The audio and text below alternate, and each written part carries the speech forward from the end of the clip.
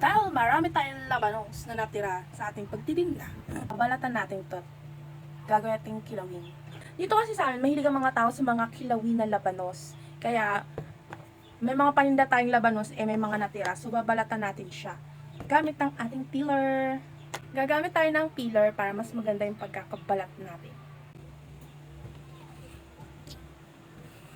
Super nipis lang yung nakukuha niyang balat. Nakabalat lang talaga yung natatanggal.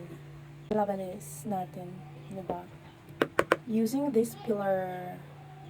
Kasi pag ito gamit na ito, maliliit lang talaga yung makukuhang balat. Yung pinakabalat lang talaga ng labanos, yung matatanggal. Ito yung mga nabalatan ko. Pinakabalat lang talaga yung natatanggal niya. And super talas niya. Diba? So, ayan na. Ready na for ating kilawin. Sahog na lahat pang isang kulang.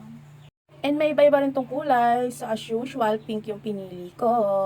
Ikaw manginayos sa peeler to kasi murang-mura lang to. Lagay ko yung link dyan sa baba. Bye-bye!